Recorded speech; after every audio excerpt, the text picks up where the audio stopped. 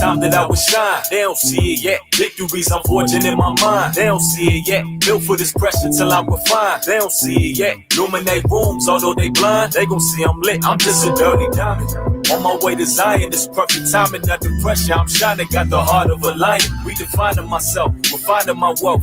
A bad hand, but I succeed with every single card that I'm dealt. Moving still, cause they don't see me. Who dealt these cards they gave me? Not there, not trying to taste me. I'm focused, can't let it face me, can't break me. Grind on the daily, God made me stronger, I'm pacing. It's just long, but I'm waiting. The marathon shoes I'm lacing, I carry on. Pressure breaks pipes, or makes diamonds. Straight and level, path to success, and stay in lining.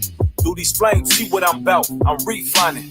Dust me up my road to success, no decline. Told them in due time that I would shine. They don't see it yet. Victories I'm forging in my mind. They don't see it yet. Built for this pressure till I'm refined. They don't see it yet. Illuminate rooms, although they blind. They gon' see I'm lit. I'm just a dirty diamond.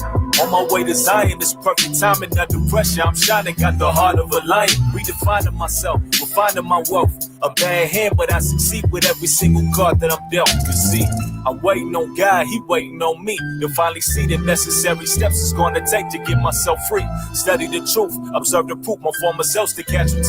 I die daily in actuality. Does God believe in me? Does He see my potential? What's my reality when I decide to purge on my temple? This is war and it's strictly mental. Me versus myself, I'm looking forward to glorious days. My past is still no looking back, just looking back. A king in the mirror, reflection of Him that created me. 180 degree guarantee. Praising Him for saving me, freeing me from mental slavery. I'm on the right track, it's real like that. Came to it like blacks and browns that were bigger than our current circumstance. Pick up your crown. God opened my eyes, gave me a path. The kingdom's where I'm headed, breaking the chains that's on my spirit, keeping me sedated. Told them in due time that I would shine. They don't see it yet. Victories I'm forging in my mind. They don't see it yet. Built for this pressure till I'm refined. They don't see it yet. Illuminate rooms, although they blind. They gon' see I'm lit. I'm just a dirty diamond.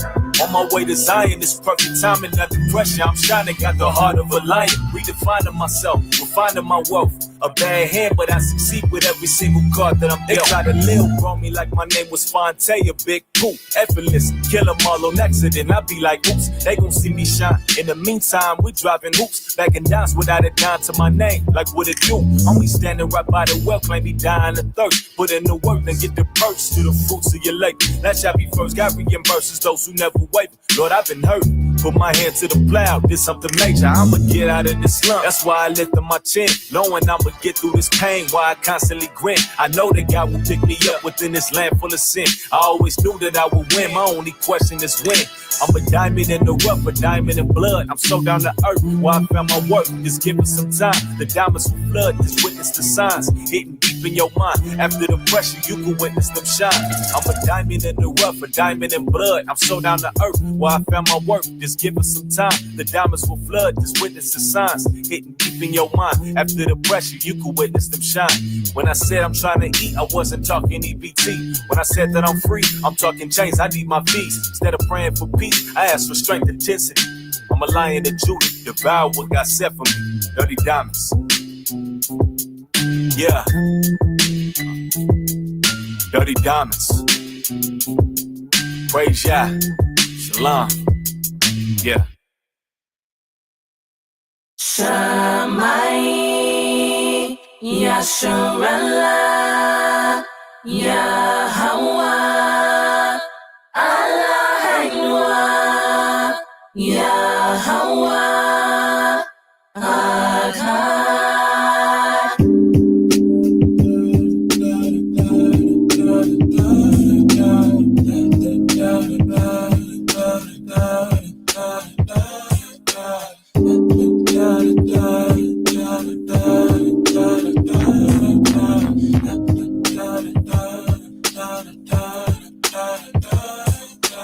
Riding with the Lord, so I'm sure to go up. Living by His word, blessings reach the influx. At the top of my game, heathens mad they can't get near us. Protected by a divine presence, reason that they fear us. It all started with 12 brothers, kept the family afloat. God's favor had paved the way, never been famished or broke. Pops fed us with silver spoons, my bread it fell from the sky. Right in my bowl in heaven land that flows with milk and honey. It's time to go. Our granddaddy left it for us, blessings falling like Jericho in a space of elevation. So it's time to grow, we're fruitful and multiply. The only time we divide is when that bag split amongst each other thunderous, you and I, T.Y. I mean, it's us against the world. When you go against the grain and what you attain is stir. Success comes to those who dare to walk the straight and narrow. To get where we at, use that resistance to prepare. With some assistance from the Father, gotta stand on some principles, some laws and statutes and proverbs. We live them, though. We judge the folks. Now let's see what this throne is hitting for. Took a few losses, but that one win means more. Ocean view from the city of Palm. Fine linen imported from Lebanon. A shotty from Zebulon. Got homie named Jeshurun. Wax fat, then he kicked. Hit his peak, then he tripped. Got comfortable, then he slipped. All of us fell victim to winning. When that pride start kicking in, success waving at us, good riddance, man. At war with the brothers that I came up with.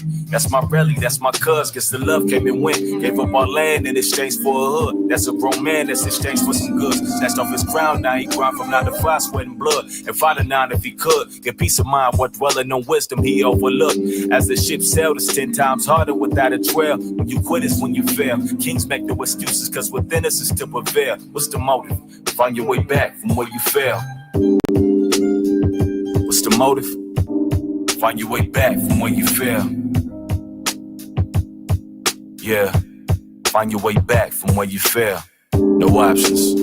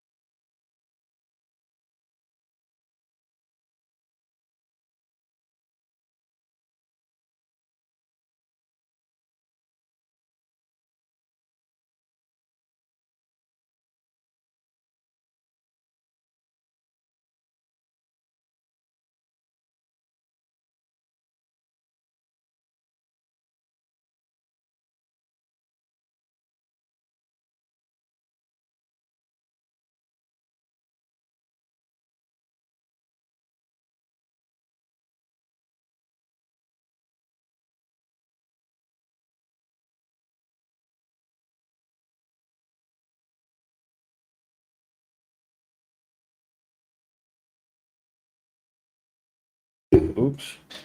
How about now? Second time I done messed up. Couldn't get the mic off mute. Am I all right now, Shar? Throw a 7 in the chat if you can hear me. We all right now? All right. The water parade, man. All right, let's start that over again. I'm gonna get it right one day. I told you this is my fifth time on the channel this week. So maybe I'm on burnout mode. But nonetheless, that was young nephew. That was Micaiah, who was trying to help get some promotion for him. So the music y'all heard earlier, you can find them on Spotify, SoundCloud, all that. It's free. Go support Israel. Support the young brother. He's doing his thing with the music. All praise, honor, and glory. Myself and others share a history in the music, so I got an affinity towards the Israelite music, and I always want to salute the youngsters when they're doing their thing. All right, so Micaiah got his album out. All praise to the Most High. Hopefully that goes well for him. Today we're going to talk about the power of positive thinking and thought manifestation. You said, how the heck? What are you talking about? You always talking doom and gloom, IQ. You always talking about that. Ironically, I have more of a optimistic mind state. I tell you what has to be told, but at the same time, I keep optimism on the back and always in the back of my mind. Go to Proverbs 11. Let's go to Proverbs 11, and we'll start here. You don't shoot the messenger. You want to be positive now? Yes, I do. Yes, I do. And the manifestations of thought, we always got to be mindful of how powerful our minds are, our thoughts are, and how we share that connection and that link with the Most High. That's how we connect with our Father, is through the Spirit. Remember, the Most High said he's a spirit, and they that worship him must worship him in spirit and in truth. So how should our spirits be geared towards our communications with him? How's he going to hear us? It's through the Spirit, right? Give me that in Proverbs 11:1. The book of Proverbs, chapter 11, verse 1. A false balance is abomination to the Lord. Right. So I remain balanced. So yes, you're going to hear the DSTMs. You're going to hear about the issues that surround the earth, the prophecy, the judgment, so forth and so on. That's mandatory. The scriptures tell us that has to be said according to Jeremiah 28, 8 down to 9. However, I always remain balanced with keeping optimistic mind frames and to still maintain a positive mind state, even when things ain't going right. You may not hear me complain about it unless it really gets to the point where I just got to vent. But for the most part, I try to, keep things in fair balance. Notice I said try, but continue on. But a just weight is his delight. Right. So the just weight of the Most High is what he considers. He wants us to be justly balanced in our approaches in life. Give me that in John 4:24. I want to read that also. You see and you hear about the understanding about the Spirit and just how the so-called white man, he even, adapted and translated how things move in the Spirit with technology. For us, we tap into the Spirit where, let's say, for instance, somebody calls you and you say, I was just thinking about you. Does that ever happen to y'all? Yeah. Now, what's he do? He taps into it. He's doing it via email and text and chat and saying, I'm going to connect with you this way so we can talk. And he realizes that there's a spiritual wavelength that we all connect on, when it comes down to speaking and you finish somebody's sentence, or I don't know how many times me and Ollie died and bumped heads on lessons of scriptures, and he might be like, I was just getting ready to say, you stole my lesson. A lot of times that happens. And that's just because we're moving in the same spirit. We're connected in the same spiritual wavelength. And that's what we're trying to do, is connect with the Most High on that same level so that we're having the thoughts of the Most High continually before us. That's part of the power of the positive thinking. Who's our power? Yahweh, right? So he's our thinking. That's the power of positive thinking, right? And thought manifestation. When we think about things, how do we make it manifest? They call it now affirmations. You know, they got all these black man affirmations, and you know, the church say your name and you claim it, all that type of stuff, right? But no, what we're dealing with is sincerely trying to move in the spirit according to the scriptures and connecting with the Most High, so that we can have our thoughts be made manifest if it's His will. If it's not, then we still have to practice those things, right? John 4:24. The book of John, chapter 4, verse 24. Mhm.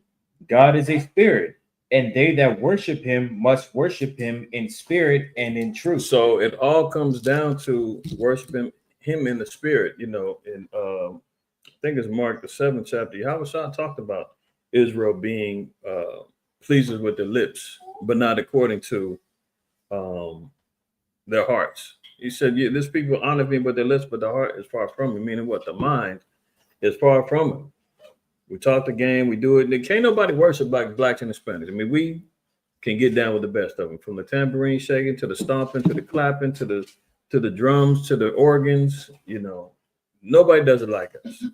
But when you tell our people to do these things, they don't want to do it. You even got, you know, I just did a video about them politicians having not, it wasn't a city council, it was a congressional hearing in Texas, a state congressional hearing in Texas about them putting the 10 commandments in the schools. And you get the two politicians talking about the one Edomite, she's talking about, I don't know if y'all seen it tonight. She's talking about we need to put the 10 commandments in the schools in Texas. They already signed it into law. Now you got the opposition, the Democrat guy, and he was talking about, well, the 10, when's the Jewish Sabbath? She's like Saturday.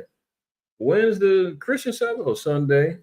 Why are we here doing? Well, isn't it the law that we're not supposed to do and work on the Sabbath? And we're getting ready to sign over this declaration. She's like, well, we should all be trying to keep God's commandments. And he's like, well, shouldn't you work on trying to keep them before? Now, mind you, he don't want the commandments in the schools, but he knows, and they know when the Sabbath is, everything's open, businesses is going crazy.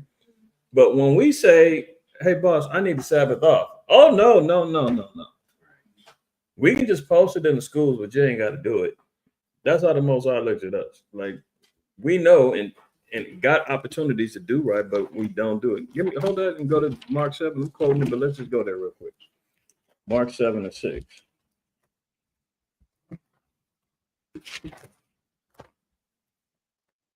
Book of Mark, chapter 7, verse 6. He answered and said unto them, well hath Isaiah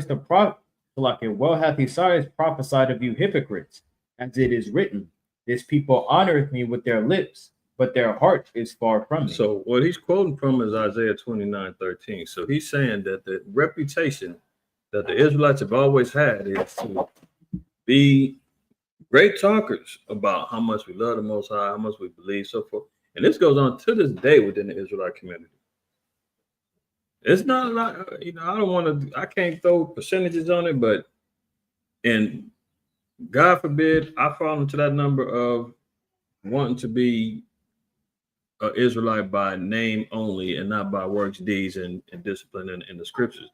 It's a lot of cats on here, man, just treating it just like this is some gang, this is some new little thing to get along, and not really sincere about it. Looking for attention, looking for a transition away from whatever they were doing in the world. This kind of matches similar to what I was doing in the world. I was doing music in the world. I couldn't get a deal, but I can do it over here. It's going to be an audience for me, and I'm not going to do anything else. I'm not going to keep the commandments. I'm just going to. The Lord is like, I know about these types that with their lips, they say, oh, yeah, I believe the Most High. I really want to do it. But when it comes down to deeds and actions, he said their hearts, their minds is far from them. This is what our objective is, to make sure that our hearts, our minds are in lockstep with our Father as best as we can. And many a time, that's why when we walk out them doors, the flesh is automatically gets sparked and transformed into adapting to everything in this environment. That's why Yahushua told us that in 1 John 2 about the love of the flesh, lust of the eyes, pride of life. All those things are enemies to the Most High, because that's the battle.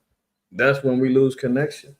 You get out there, and just like when you're on your computer at home or whatever, your Wi-Fi go out and you don't have a connection anymore, it's the same way. Our job is to try to make sure we got constant Wi-Fi with the Most High, constantly having our thoughts connected with Him, because otherwise we can be the ones that are just out there honoring Him with our lips, but our hearts being far from Him. Verse 7.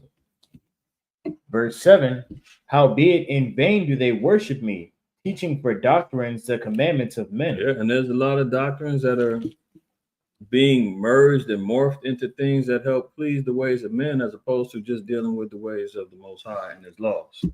Things that are more convenient, so to speak. I know what we was talking about. Was it the new moon? It was new moon, and I think Rothstein was making mention about how carnal the Israelite community has begotten, and even things down to just discipline on the Sabbath. Brothers want to go out there and teach in the cold and say, well, that's why we got this hot chocolate. We went and bought this coffee while we got no. You cannot compromise the Most High to create a commandment of men and say, well, you being over righteous, brother. We out here freezing. Well, if it's too cold to stay in the house, or you just got to rough it out.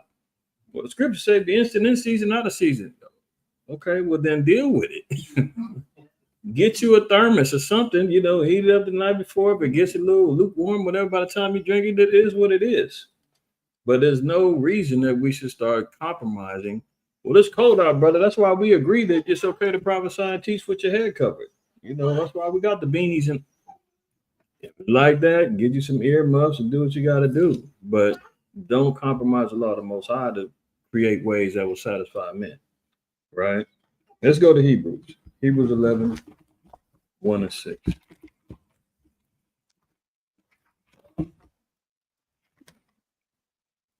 And to keep it real, I'm not going to be a hypocrite about it.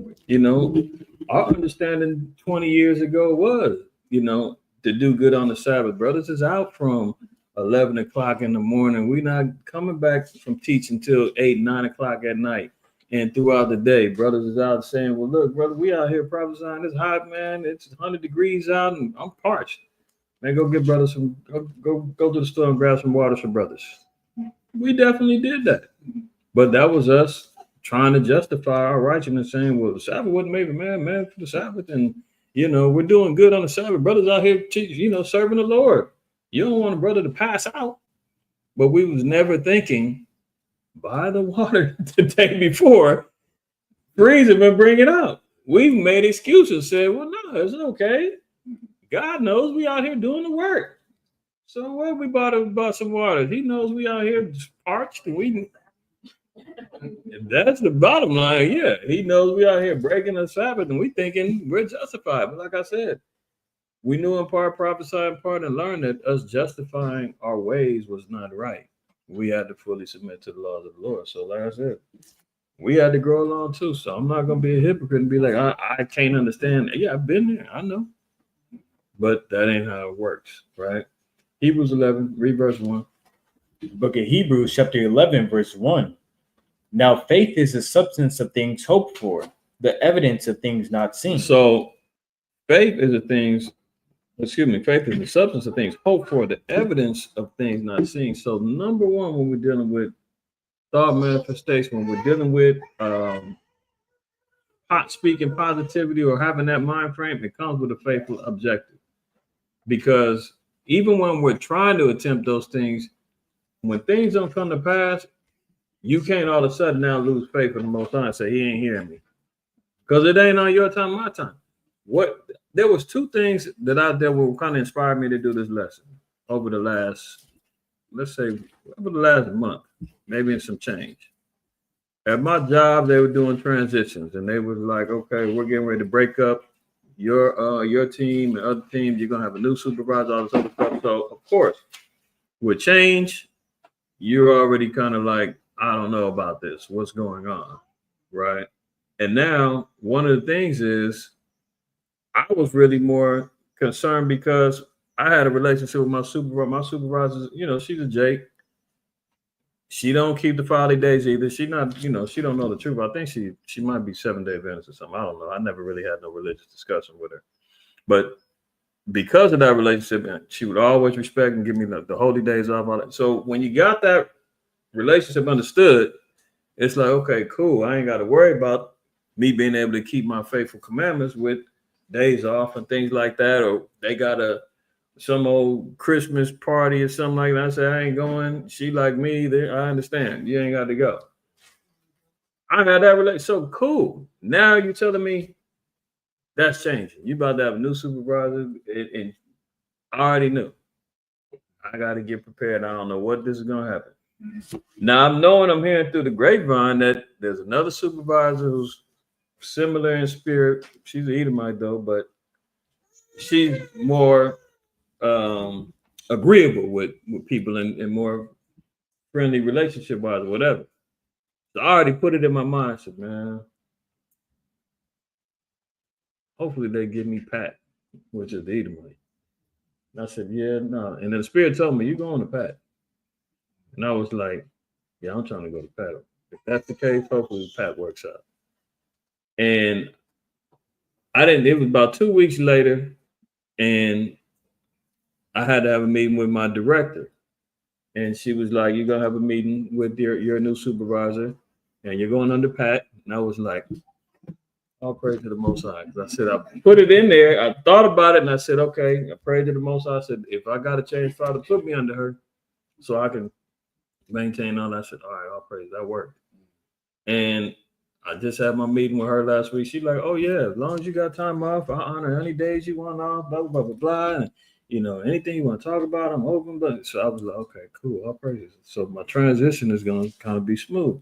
I said, well, I thought about that. And I prayed to the Most High, and I kept a positive mind frame that I was going to get what I needed to get. And then prayed off. I said, okay, boom. Then in the last month or some change, I'm trying to get a car. And I seen this car, and I said, all right, that's the one. I'll get that one.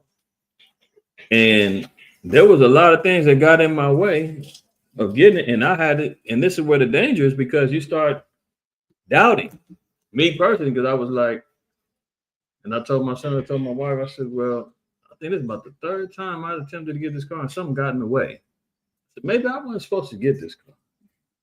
And went in, I doubted a little bit, because the first time I went to go check it out, the guy that I'm going to get it from, he comes out the house and he's showing me some other car. And I'm like, no, where's the car I asked about? Oh, that's my friend's car. I'm helping him sell it. He don't know much about the internet. I'm helping him sell it. I said, okay. Well, where's he at? Oh, he's in Hollywood. I can give you his address, phone number, everything. It's still available. I said, well, I'm not going to Hollywood. I'm already over here in Hermosa Beach. So he's like, okay, well, we can set up another day. I said, okay, cool. So the next day I said, we set it up. I want to check it out. If it's cool, I'll buy it. Guy pops up, see the car. I said, okay, I like it. It's all good. Now, he's like, yeah, let's take a test drive. Test drive around. He got luggage, clothes all in there, dog hair all. I said, what the hell? I said, you trying to sell this or what? He like, yeah, I didn't know you was trying to buy it today. He's like, I thought you just want to check it out. I said, you know what? Yeah, there was a little confusion. I said, I did say I want to check it out. I said, but I did kind of acknowledge, like, if I like it, I'm going to get it. He said, okay, yeah, sorry. We'll clean it up. I'll get it to you. Let's meet another day. I said, okay, fine.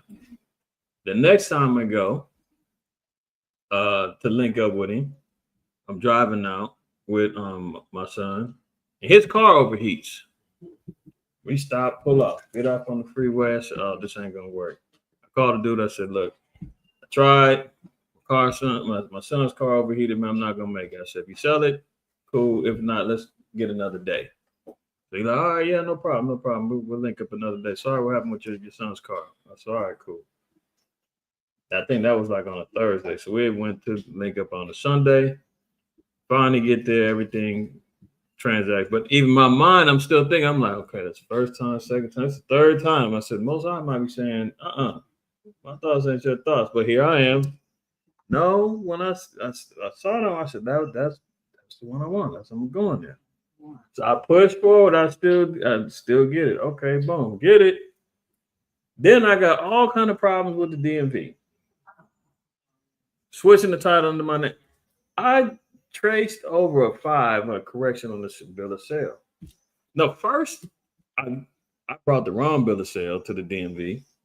They like, this is the wrong bill of sale. You signed this one. Who'd you buy the car from? I had 2 bills of sale. They like, this is confusing. This ain't no good. You're gonna need a new bill of sale. So I'm like, God dang. I already spent, you know how it is at the DMV. You done wasted a couple hours. Long story short, I go there. All to tell me, no, you need another bill of sale. The problem is the guy got the car from an auction and he never put in his name. The auction is in damn near Tijuana, border of San Diego. I'm like, how am I gonna get another bill of sale from some place down there? I'm jacked up right now. I don't know what the hell to do. So I'm like, all right, you know what?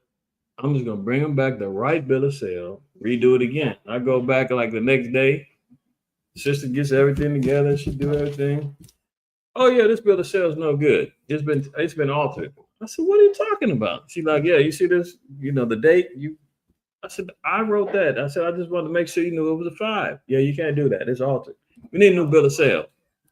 I said, oh man. I said, Father, was I being willful? Is this my fault? Did I just mess this whole thing up? And I said, well, if it is, you're gonna have to suck it up and deal with it. That was on you. You wanted it, you getting everything you asked for. I said, oh shoot. Okay. So now I'm stressing, how am I gonna get another bill of sale? I'm not going to TJ. I don't know. I'm calling around, checking my resources, everything else. Sister told me I needed I need a new bill of sale. I had to get smog, all this other stuff. Long story short, the Most High opened up every door.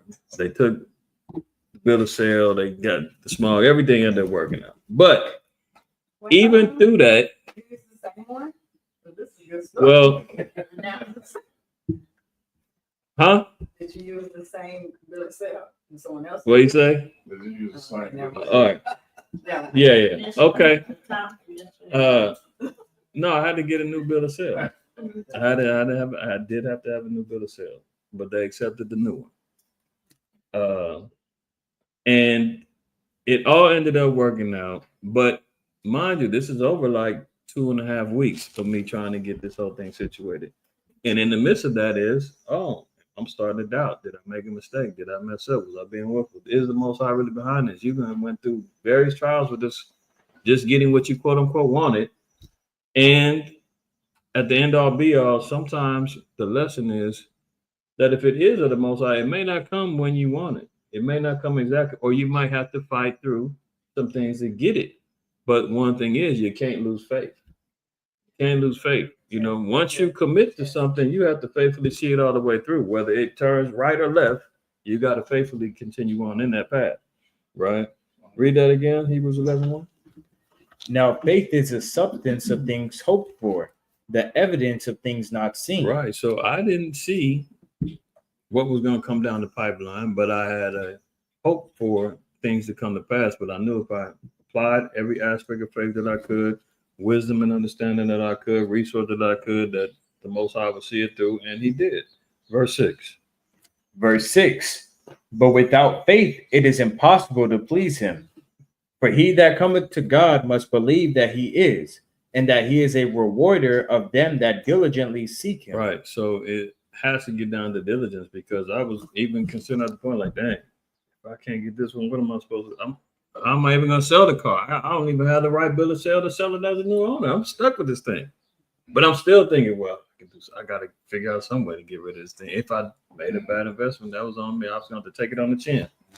But the Most High finally rewarded me through diligent and faithful pursuing and trying to do things to the best of my ability through the faith that He imparted on me. And keeping a positive mind frame on, no, it's going to come to pass. It's going to work. It's going to work. This is going to work. And even when these things didn't work and doors were slammed in my face, I still had to say, no, I got to keep trying. I even went to one of these little rinky-dink 10 tribes, small spots to do the little insurance and can do your tax for me.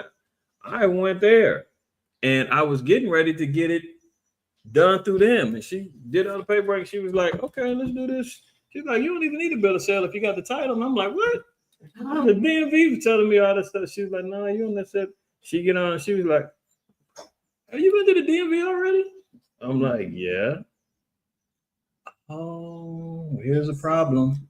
They locked us out the system. If you already started with them, you got to end with them. I was like, oh. Yeah, I think I'm being slick, or I'm moving in wisdom. You know what? I'm gonna forget the DMV. I'm gonna go around. I'm gonna go this way. Where did you go? They got these little small independent brokers that do insurance and your registration, all the titles and stuff. Yeah. I went to some little low key 10 try spot. I'm thinking, okay, I'm gonna get them to do it real quick. Boom. They was like, DMV already got you flagged and tagged. Like, he's off limits. You got to come through us. Yeah, I was like, oh my goodness. All right, fine. So even that didn't work, but I had to continually faithfully go through it. Proverbs 16:3. Let's go there. I was thinking about everything most I was sending to my mind. I went through another DMV. I said, I'm gonna go to DMV in Torrance, man. These damn sisters over here and then Hawthorne is tripping. Let me go to another one. I get there and the line was super long. I said, I can't stand here.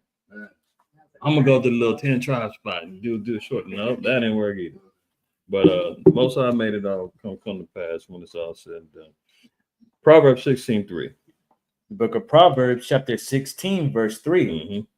Commit thy works unto the Lord, and thy thoughts shall be established. See, it takes a commitment to the Most High and committing yourself to His works. And He said, then your thoughts are going to be established. So how do we get our thoughts to be manifest? How do we keep and speak life and positivity?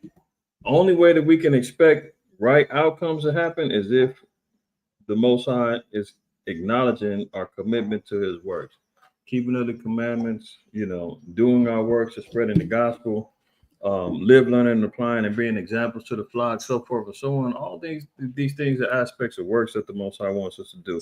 The works of the men, works of the women. The Lord said, once those things are being put in order, then our thoughts will be established. And that don't mean that it's going to happen next week or tomorrow. It could happen 3 months down the line. But does that mean that we don't still commit ourselves to them works for them 3 months until it doesn't? No, we stay consistent with it, because when the Most High says, okay, I'll make this happen now. Now I see you're ready. Now I see you're committed. Sometimes we get committed and then we lose commitment and we fall back. And that's why even in Revelation 2, when Yahweh said, I have something ought against you because you have given up your first love. Because we get committed and we get zealous and we burn them with fire, and next thing you know, the flame gets to flickering and you get a little lazy, you get a little lackadaisical, and you take things for granted. And next thing you know, the Most High got to tap us up and be like, hey, get back on the job. Your commitment level is dropping. And then we wonder why we ain't getting stuff accomplished in our lives and in our homes or whatever the case may be, because the Most High was like, well, your thoughts can't be established until you're committed to the work, right? Jump over to Psalm 55 verse 22.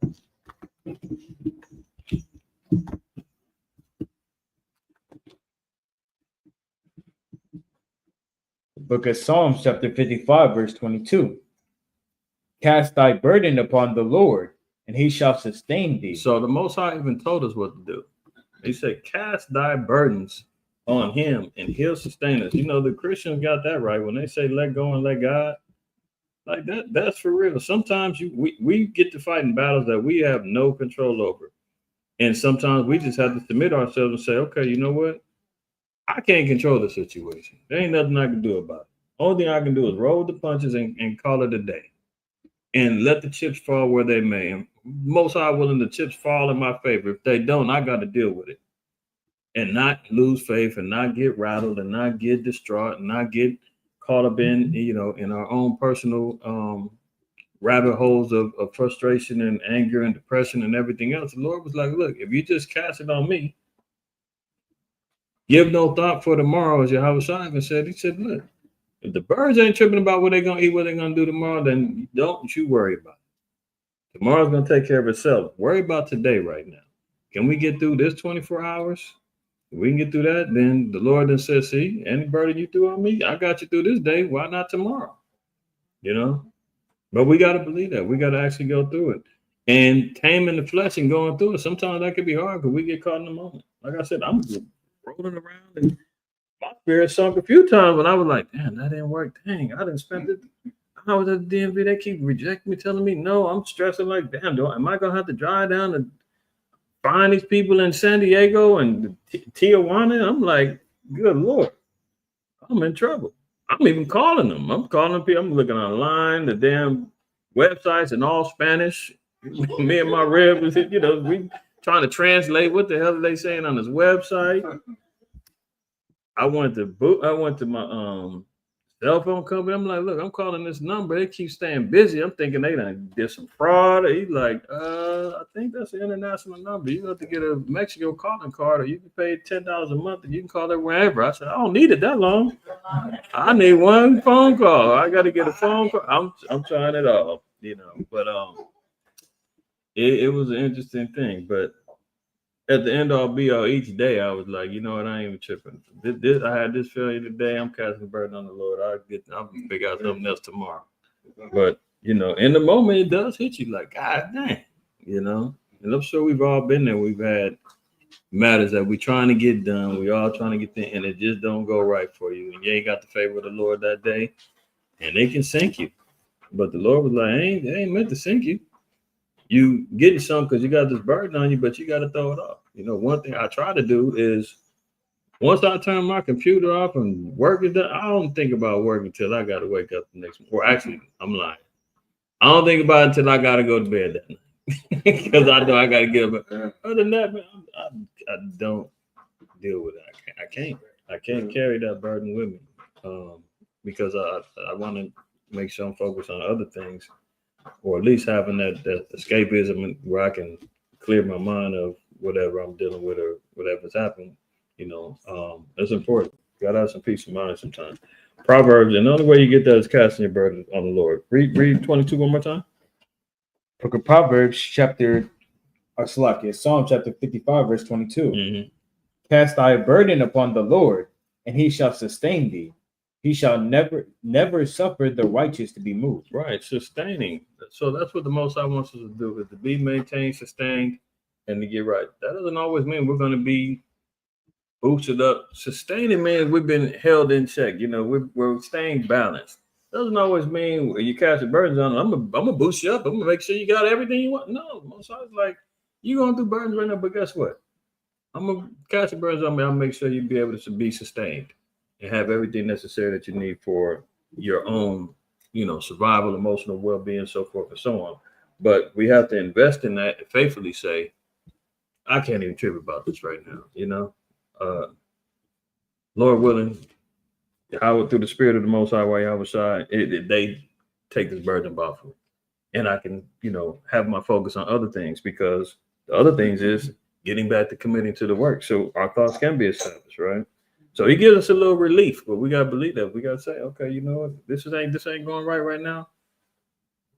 Father, carry this burden for me so I can, maintain and sustain these other things I'm trying to balance and juggle. That was it at 22. Okay, go to Proverbs. Proverbs 3.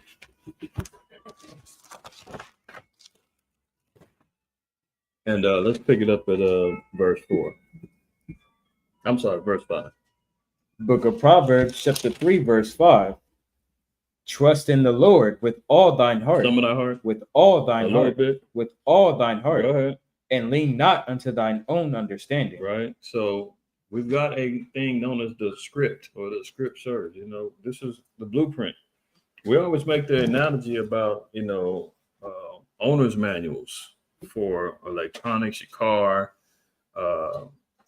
anything you buy comes with a manual, comes with instructions on how to put things together, how you can get something to work functionally, what not to do if you don't want it to be destroyed. We give a lot of credence to them, and sometimes we don't. I might be giving us a little more credit than necessary. Most of the time, we don't read the manual when we get stuff. We get to plugging in stuff, trying to figure it out. Hey, this ain't working. Like, where was the manual at? I don't know. Go on YouTube. We're on YouTube. We're not reading no manuals no more. But that could be a problem too, because this is our manual right here. Most I said, blessed to see that read it. So sometimes we got to even look at that and say, do I take the same shortcuts when it comes down to my scriptural and spiritual enhancement? Am I looking for the video? Or am I investing my time in my reading? Things have been made a lot easier for us because we have access to information like this. Where it's like, why read the whole dang manual when I can just go on YouTube? Somebody on there, me out of that talk about all the time. You know, YouTube University, I tell brothers all the time, hey, there ain't no reason why a brother can't figure out how to go live, do whatever. Like, you can go on YouTube and listen to music and watch other videos. There's something on there that's gonna teach you how to do what you need to do. Utilize it for what you can, but at the same time, don't forget the old paths, right? In all thy ways, acknowledge him. Excuse me. It says, trust in the Lord with all thy heart. So we got to have full investment, full commitment to our thoughts towards the Most High, right? If you're dealing with investments and all the other stuff, man, you can't have a portfolio where you got, you know, 3/4 of your money over here and this IRA, you got some over here in these bonds and these, you got another, you know, 2% you're dumping off over here with these particular stocks. No, the Most High is like, man, all bets is on me. All investment has to be on me. In all our heart has to be invested with him. And it said, don't lean to our own understanding. And a lot of times we want to troubleshoot. We want to try to figure it out ourselves when we don't consider and wait for the Spirit of the Lord to kind of conduct a right counsel within us. You know, we get hasty. We're going to run around. We're going to figure it out ourselves. And sometimes that don't work. Sometimes it is from the Most High. The Most High might make you move right away because he done told you, no, don't do that. Move this way. Say yes. Don't say no. You know, or no, now's the time you need to go to get what you said you keep putting off. I got to go take care of this. I'll do it tomorrow. And the Most High like, no, you better do it right now because this something going to happen. You say, oh, it's something telling me I better go do this right now. And then you go do whatever you're supposed to do. You're like, good thing I did it. The Spirit told me. Because why? Because now we're not leaning to our own understanding. When the Most High is telling you, go do something, you do it. You put off from day to day, and then we end up having regrets and bumping our heads. And then we sit back saying, why, Father, I need help. You're like, I tried to help you. But you kept on leaning to your own understanding. It don't work that way. Verse 6. Verse 6. In all thy ways acknowledge him, and he shall direct thy path. Right. So in every way that we go, we always give the praise, honor, and glory to the Most High in Christ, because he's the one that's directing our paths, but we got to make sure he's acknowledged. If we go without thanking him, we go, you know, like I was talking about earlier, you know, you can have and get help and get favor from somebody of another nation, whatever the case may be. You don't go down there saying, well, God bless you, Billy Bob, for changing my tire. And thanks for helping me, Susan. And hey, you think, hey, thanks for being there, but all praises, man. Why do you have for being there? Like, it's always the Most High is behind everything. It ain't, you know, I'm not looking at the person in front of me, whoever he may be. I told this testimony a while back, and it for somebody of a lesser faith, it may have put in your mind like, man, this can't be right. My car broke down, and I was already, this was some years ago. It was on a Father's Day weekend, Thanksgiving weekend, right? And at the time I was living out in Canyon Country. So there was a long commute I had to drive home. But this particular commute, there was traffic galore. It took me maybe 2 hours or more on a route that normally would take me maybe about 30, 40 minutes. The car breaks down, it's hot, overheating, blah, blah, blah. I'm pulling up to the side on the hazards. And the only people that were stopping and asking if I needed help was Esau. Jake's rolling by, they ain't giving a damn. They got their own problems. Esau, you all right? You need anything? You got a phone? I'm like, yeah, no, I'm fine. Yeah, thank good. Go. Yeah, I'm good. But somebody less effective be like, well, how can they say, man, all the white people is the devil? And that ain't right, because my own people rejected me, and here these people pulling up on the side of me. But it wasn't even that, because even I read the scripture earlier today in Jeremiah 15:11, how the Most High said that he would make our enemies and treat us good in our times of evil. And that could have been the Most High sending them to say, go help my servant, go help my son over there. And I'm saying, get out of here. Most of that, he could be getting shot in the foot. You don't know how the Most High might send that assistance and that help But even if Brian came over and said, "Hey man, I'm gonna help you out. Yeah, I'll push your car off." Okay, cool. Thanks, Brian. White man, get back in the car. Thank you, Howard, for helping me out. For provoking his spirit to come help me. In all our ways, acknowledge him. And I said, "Damn, I'm glad that white." Our people would do that now. They don't even care about the Most High. They'll be like, "Man, that white man saved my life, mama." I seen Lil Wayne says that. He got shot as a kid or something, and next you know, some police officer gave him called an ambulance and helped him. And he said, "Man, that white man saved my life. I don't care what nobody said. Nobody talk bad about no white man. White man said, not the Most High did it. White man saved us. And that's what the problem is. Our people, we lose focus. We don't always acknowledge the Most High, so He can direct our paths correctly. Jump over to Psalms 37. Psalm 37, we're going to read verse 4 and 5. Book of Psalms, chapter 37, verse 4.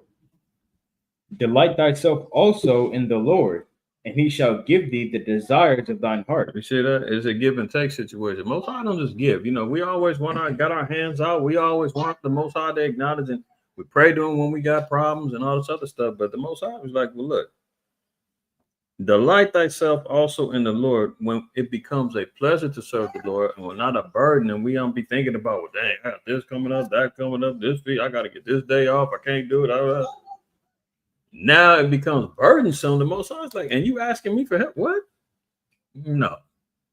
When we delight ourselves also in the Lord, he said, then he's going to give us the desires of our hearts. So when the Most High sees that we're completely delighted to serve him and to be in the spirit of the Lord and do what's asked of us, then he said, then I'll give you the desires of your heart. Other than that, he's not going to give us what we want. He'll give us what we need to sustain us.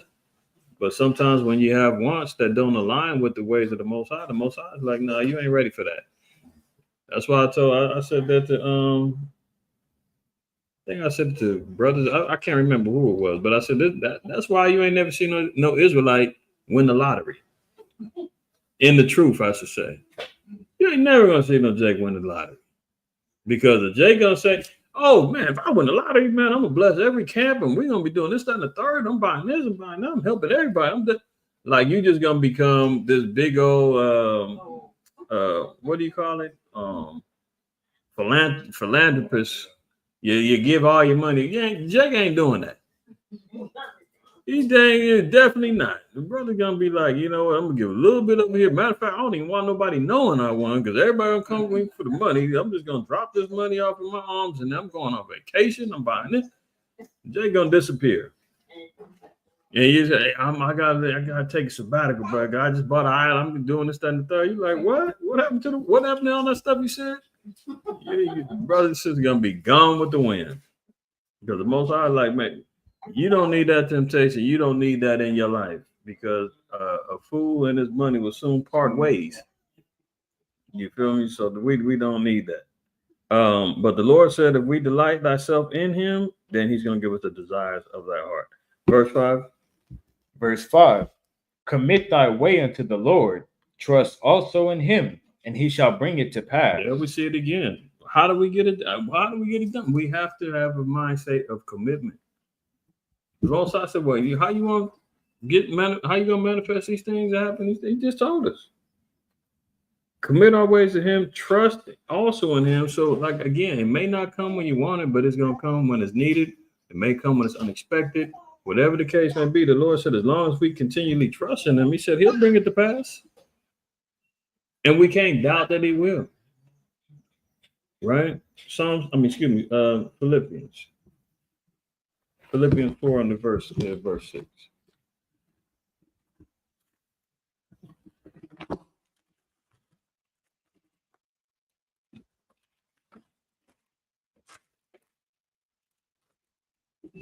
The book of Philippians, chapter 4, verse 6. Mm-hmm.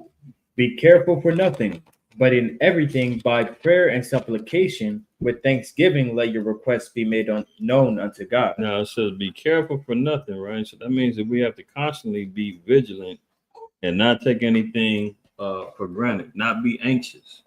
Right, we got to be careful for nothing. So that means that we don't move anxiously. We don't move in the spirit of paranoia and all that other stuff. Like the Lord said, don't be that way when you come to Him. It says, but in everything by prayer and supplications and thanksgiving, let your requests be made known unto the Most High. So it has to come with prayer. It has to come with thanksgiving. That means also with alms. The scriptures say that no good deed can come to them that giveth no alms. Even your alms, the scriptures say, deliver from death. That's a whole nother thing of having a charitable spirit, of having a willingness to help others, right?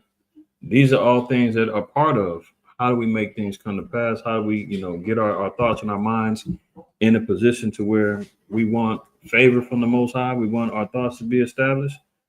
It all comes with it. He said you got to have a mind frame of thanksgiving, commitment.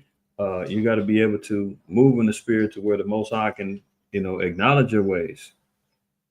And it says, and through prayer, all your requests to the Most High should be made known. Okay.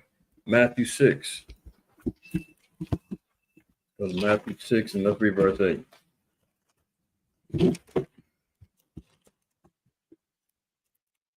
The book of Matthew, chapter 6, verse 8. Be not ye therefore like unto them, for your Father knoweth what things ye have need of. Actually, you know what? Jump up a little bit and let's read verse 7. Verse 7. But when ye pray, use not vain repetitions. Right. So the Most High said, I heard you the first time. Keep on the same old thing. But even still, you see, like the Catholics, they got the rosary prayer and all of that, and then Hail Mary, Mother full of grace, seeing all these damn confessions, and the Lord was like, that ain't how you pray to me. We in our minds, we still want to prayerfully remind the Lord of certain things, but we don't use, we pray through the Spirit. You don't always have to have a scripted way of praying to the Most High. After this manner, therefore, pray ye. The only one that should be repetitive is verse 9, where He said the Our Father prayer. Other than that, sometimes you just got to let the Spirit speak. But there are things that we do ask of the Most High that we continually need, want, and desire. But it's not things of vanity. It's not things that, we're requesting that we don't have need of. We want salvation. We want forgiveness of our sins. We want protection from Satan and all evil. We want healing. We need all of these things, right? Those things the Most High is like, okay, you pray for me, ask me of those things, and those things I can grant. But you can't be like, Father, don't forget, I still need that new job. I need that money. I need my car. I want to make sure that my cable never get cut off. I want to make. The Lord's like, I don't give a damn about that. And stop asking me about it. Like the mom said, you ask me for that one more time, you ain't getting nothing. You're right. Can I have something? You see all the time in the kids in the store. Can I candy? You ask me one more time about a candy, you ain't getting nothing. Now shut up and push the cart. You're like, yeah, okay. Then we push the cart. And even still, you look at it, you standing in line looking at the candy, like, I push the cart, I've been quiet. You still gonna just give me the dang candy. That's how the Most High is like, man, stop asking me. Right? There's certain repetitions that are done in vain at the Most High is like, don't do that. Read 7 one more time. Verse 7. But when ye pray, use not vain repetitions, as the heathen do, for they think that they shall be heard for their much speaking. Right. So you're thinking, you see the Buddhists and you see members in Islam, they do 5 times a day, they prayers and the same repetition prayers and whatnot. Obviously we may mention the Catholic Church. The hymns that they do in Buddhism, all this other foolishness. These are the heathen. They do this stuff, man. They do these particular practices of constantly repeating things over and over again, and that's why we don't even get caught in the so-called things of the affirmations that they do now, because they would tell them, black man, you need to create 100 new affirmations in your life to change your life. The only way you're gonna change first is to get into these laws first, right? Most High said, wherewithal shall a young man cleanse his ways? By keeping these commandments. What was that, Psalm 119? So that's how we go about it, And then the Most High is like, and once you commit to that, then we can talk about having your heart's desires be fulfilled. Then we can talk about, where we're at in that scenario. Right? So now let's jump over to Jeremiah. Was that it? No, I'm sorry. Read verse 8. The rest of verse 7. Yeah, finish 7 and then read 8. Come on. For they think that they shall be heard for their much speaking. Mm-hmm. Be not ye therefore like unto them, for your Father knoweth what things ye have need of, before ye ask. Right. So the Most High knows what we need. Sometimes we get caught in a scenario. We pray for what we want. Needs and wants are two different things. The Most High said, I know what you need, and I hear you praying for what you want, but this ain't how it works. You get that scenario from Santa Claus and all the other stuff, man. You telling you know you're naughty and nice, and write out the list of everything you want, and maybe you'll get it. And no, Most I said, I already know what you need. You ain't got to tell me what you want. I decide on whether or not you deserve it. You don't deserve it, don't ask me for it. Right? We know whether or not we deserve it or not. Let's jump to Jeremiah 29.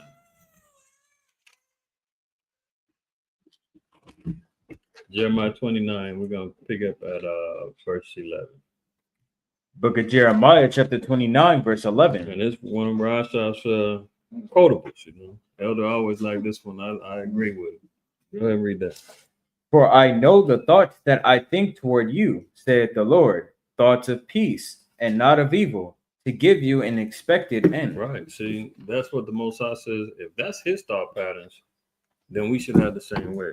You can't always be thinking the evil. Your mind can't be occupied in the negative things of the spirit, right? The fruits of the flesh and the fruits of the spirit. Ironically, here we are getting ready to encounter into the Pentecost season. Galatians 5. Lord said, if your minds is thought on envying, murdering, drunkenness, all this other stuff, he's like, I'm not even nowhere near that. Because I'm not even thinking. He said, my thoughts towards you, that are thoughts of peace, tranquility. Those are things that we have to try to put our mind frames in so that we can actually have less trouble in the flesh. When you get to stressing and all the other stuff, man, that's when the sicknesses come into play, the anxiety come into play, the aging comes into play. You see somebody like, damn, brother look worn down. You can see it on somebody's face. Like, you all right today? You look a little rough today. I've been catching hell, man. It's been a hard week, man. I've been stressing. Yeah, I can tell. I can see it all over you. That's all part of where the stress, the thoughts come into play. Now, if we try to maintain or, switch that to have the thoughts of peace like the Most High ones, then you can have a better outlook on your overall health, well-being, and the countenance will be affected as such, right? Continue on. I'm going to read down to 14. Verse 12. Then shall ye call upon me, and ye shall go and pray unto me, and I will hearken unto you. You see that? The Most High said he knows the thoughts that he thinks towards us, thoughts of peace, not evil, to give an expected end. Then what we have to do, we got to call upon him, and he's going to go, and he said we got to pray to him. So sometimes it ain't always you got to face the ease, be structured. That's the conducive ways to do the prayers, as we know scripturally 3 times a day, Lord willing, if we're able to do so. But a lot of times our thoughts are prayers, our thoughts are meditations, our thoughts are communications with the Most High. And they said once those things are being established and you're going through these things, he said we still always got to call upon the Most High, and ye shall go and pray unto me. And he said, then I'll be open to listening. When we're in that state of peace, you can't pray to the Most High in the spirit of chaos and everything else going on in your life. You're distracted and this, that, and the third is going on. Sometimes that's why Yahweh gave them the example of going into your closet, where you have a quiet place of meditation where you can just commune with the Lord and you can just kind of speak freely to him and just say, hey, Father, I got this, that, and the third happening. You know what I'm trying to do. Lord willing, you can make it come to pass. And, if it's not your will, then so be it. I'm going to go ahead on and deal with it. It does. Yeah, it does. That's right. Another Lord said, okay, now we've had our conversation. Get back to doing what you're doing. You're like, well, did you hear me? Is it going to happen? Don't worry about it. You just get out there and continue doing what you're supposed to do. Still show your commitment, and then you'll find out whether or not I'm hearken unto your prayer. That you hear him say, okay. Mm-hmm. Yeah. Yeah. When the noise is blocked out, you can hear. When the noise is blocked out, a lot of times you'll hear the Most High's direction and understanding. But when you got too much going on and you just, you got so much going on, you just like, oh shit, I forgot to pray. Let me go get. That's just like you forcing it in. The Most High is like, yeah, you forgot, you remember, but come to me when you're ready, when you can really be in tune. Don't come because you forgot, because you still got whatever you was in the mix in your mind. I'm just doing this because I got to. And then you get right back into doing whatever you're doing. It's like, no, Lord is like, that was half-assed the way you gave me. No, I'm not trying to hear that right now. Let's do a reset.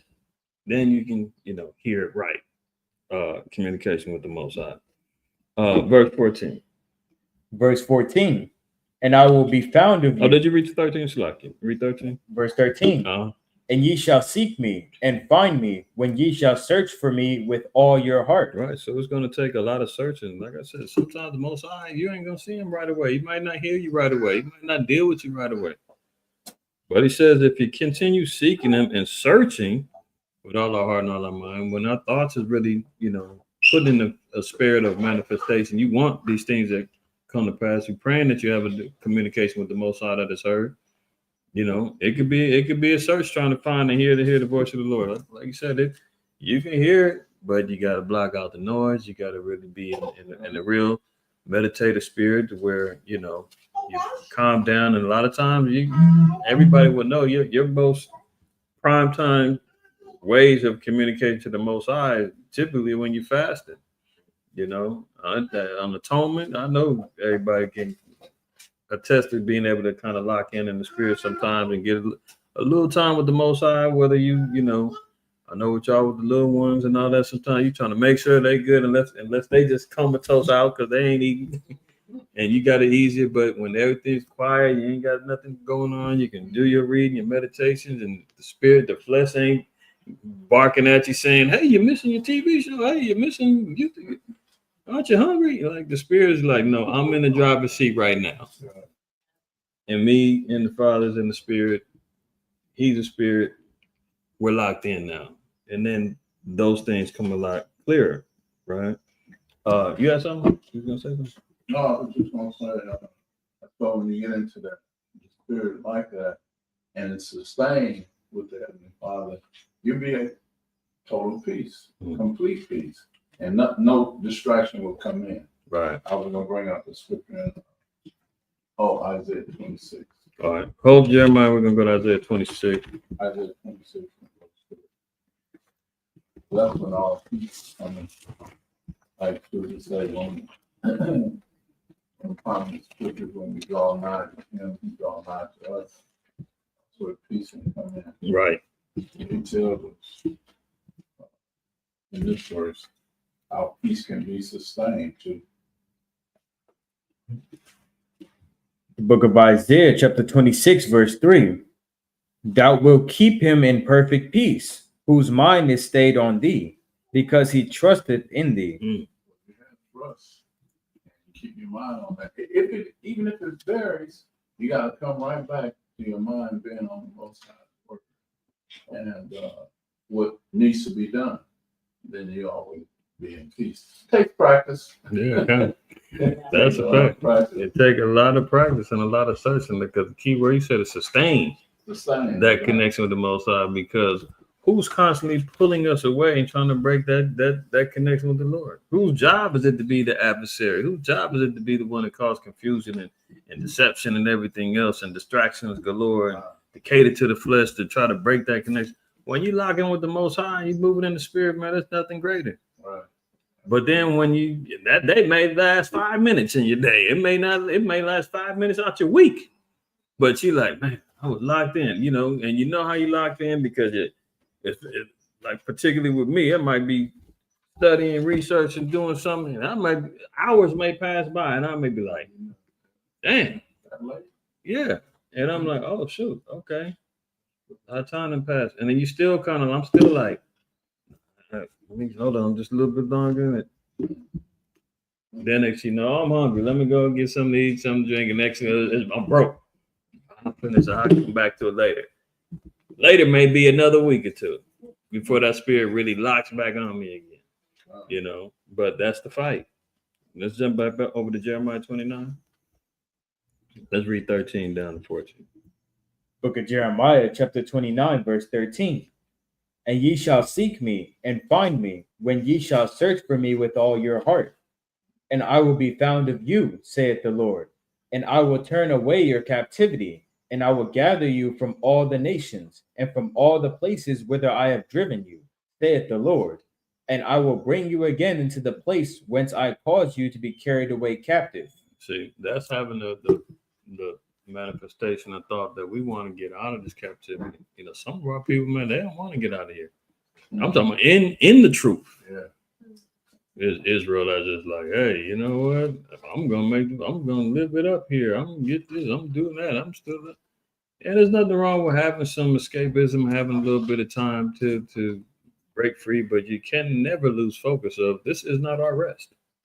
This is not, you know, where we're supposed to be. You know, I know the little 12 tribe breakdown used to talk about, oh, the blessings of the sea was given to the Issachar and Acapulco and Puerto Rico. Like they were blessed with these lands. Meanwhile, they're being oppressed, colonized, and getting destroyed over there, and this place is going to get burnt up. So I was just giving to them as inheritance. No, our inheritance is back in our homeland. Each tribe had their own inheritance, and land was given to them families. That's the land. That's the land given to them. But other than that, we cannot get too comfortable, because then we lose focus on trying to get away from this captivity. The Lord was saying when we pray and we fully focus in on him, and we have the mind frame that the Lord is going to do what he said he's going to do. He said he's not a man that he should lie. He said, this how you want to do it. This how you want to have relief. This how you want to have salvation. I'm telling you what you need to do to get it done.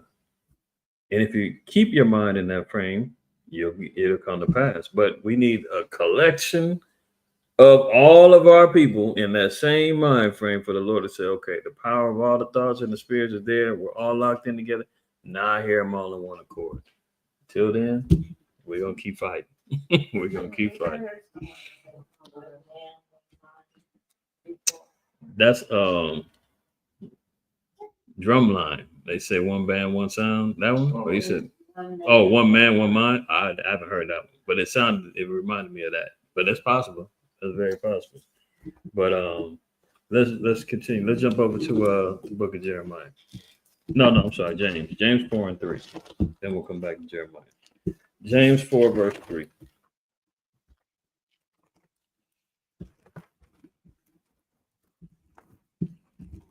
Book of James, chapter 4, verse 3.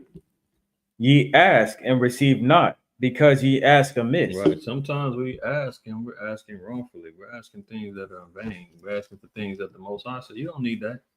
You want that, but you don't need it. You know, even in our community, you got some man that be celebrating and praying for the downfall of other people and other camps and others. Like the Lord was like, you asking things, you asking amiss. You asking me to do what? No. Go ahead. And that ye may consume it upon your lust. Right. You know, you got a camp that has some problems, a split breakup, and Jake's immediately jumping out the window. Come on over here to us. You know, why? You know, that ye may consume it upon your lust. Everything's for sale now in Israel. You know, praying to the Most High. I pray the Most High blesses my new business venture. I'm selling T-shirts, cups, mugs, and lessons and calendars. I'm selling my services to marry you. I'm selling names and doing everything. And making merchandise for the people. These are our problems that the Most High was like, man, I'm not trying to hear you. You're asking amiss that you may consume it upon your lust. Remember, what did Solomon have? Solomon had the kingdom. He asked the Most High for what? All he said, Father, you give me wisdom on how to rule these people and do what I need to do. And the Lord said, that right answer. Everything else is going to come your way. Now, did he maintain and sustain that thought of wisdom? No.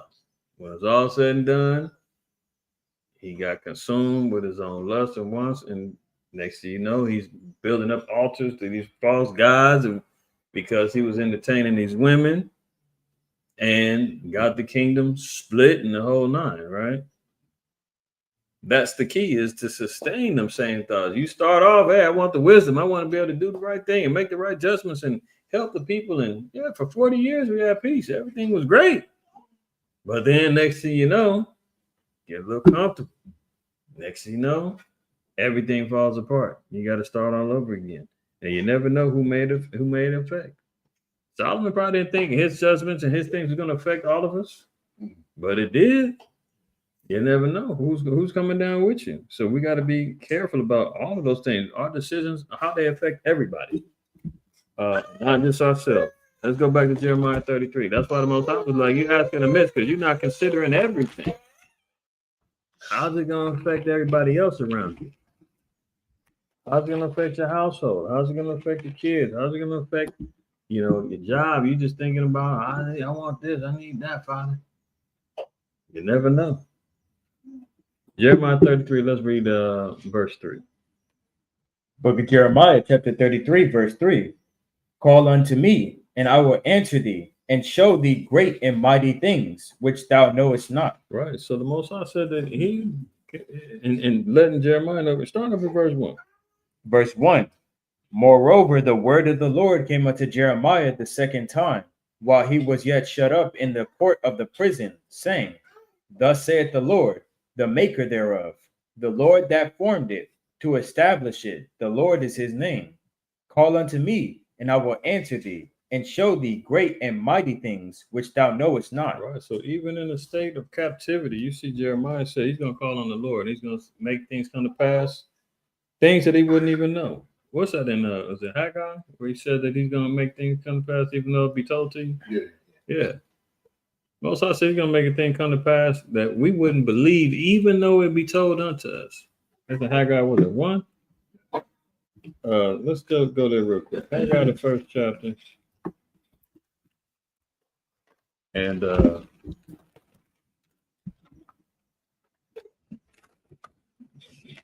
one.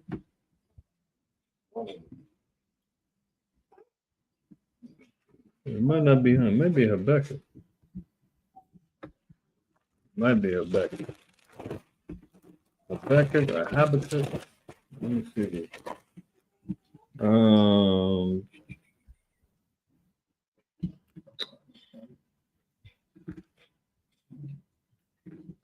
We all are.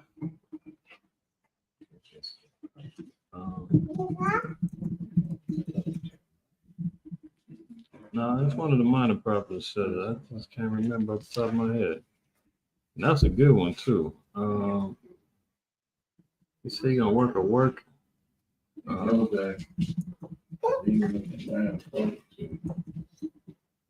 Yeah. Lucky, y'all. I'm trying to remember that. Yeah. Habakkuk 1 and 5. I must have overread it. Yeah, I sure did. I looked over it. Habakkuk 1 and 5. The book of Habakkuk, chapter 1, verse 5. Behold, ye among the heathen, and regard and wonder marvelously, for I will work a work in your days, which ye will not believe, though it be told you. See, Most High got plenty of things lined up for us. He said, even though I tell you what I'm going to do, I'm going to deliver you from the hand of your enemies. You're going to overcome your captivity and your oppression. You're going to have the laws imparted upon you in your hearts and in your minds, but it's going to be second nature. You ain't going to have to worry about trying to remember things written on tablets and stones and paper and papyrus. It's all going to come to you. You're going to learn to love your brother and your sister. You ain't going to have to force it and be like, I don't know about that. I don't like that. Lord's going to say, I don't give a dang what you feel. You're going to learn to get along with your people or face death. Most I said, I'm going to make all of that stuff come to pass. Even though I tell you, say, you ain't going to believe it. Ain't no way I'm messing with him or her no more. That's out. Most I said, okay. I'm going to work your day, whether you like it or not. And you may not even see the day. Keep it up, So even when the Most High said, hey, I can raise the beggar from the dust and make him a prince. All those things, the Most High said, I'm working your days, even though it be told to you, you ain't gonna believe it. But much of our story and this history is unbelievable. It is unbelievable. You know, if y'all seen the little video clip from that TV show 1923 where that dang priest was talking about how black men ruled Europe for 800 years and said all that, and them Edomites start laughing. What? These niggas ruling Europe? Yeah, right. Said, hey, even though we told you, you don't know. This was the truth, right? Our story is like no other. And the Most High said, I ain't told you, you won't believe it, but you're going to see. And we're going to see, right? Let's jump back over to Luke. Let's go to Luke, I should say. We're going to go to Luke 18th chapter. And start at verse 1.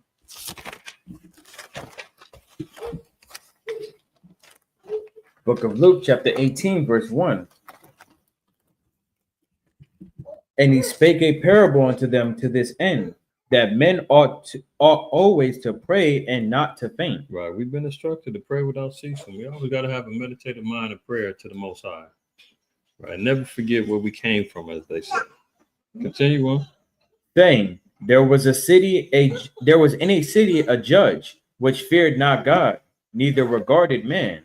And there was a widow in that city, and she came unto him, saying, avenge me of mine adversary. So a woman came and said, look, I want you to fulfill the law, revenge your blood. I need this done immediately. The man was a judge. He said he didn't fear the Most High, and he didn't care about man either. So already he was judging amiss because he didn't care about the Most High, but at the same time, he didn't show respect to a person, to men either. But here comes this woman saying, I need my adversary's blood to be avenged, you know, and I want you to do something about it. Go ahead. And he would not for a while. Said, look, woman, I ain't got time for that. I don't regard men. I don't care about that. That's too bad what happened to your husband. And leave me alone. So for a while he didn't do nothing about it. Go ahead. But afterward he said within himself, though I fear not God, nor regard man, yet because this widow troubleth me. Because she getting on my dang nerves. Because I finally just say, you know what, I'd rather her shut up and do something about it, rather than just dealing right. You know, he said, I ain't fear the Most High. I ain't fearing, man. That individual like type of thing. I don't need nobody. It's on me. I'm doing this, that, and the third. But he got moved because she got to bugging him. And he says, okay, because this woman's troubling me. Go ahead. I will avenge her, lest by her continual coming she weary me. Right. Brothers, y'all know. You that like, oh, fine, just leave it. All right, I heard you. Leave me alone. Go do whatever. Just leave me alone. That's his mind state. Go ahead. And the Lord said, hear what the unjust judge saith. Mm-hmm. And shall not God avenge his own elect, which cry day and night unto him, though he bear long with them? I tell you that he will avenge them speedily.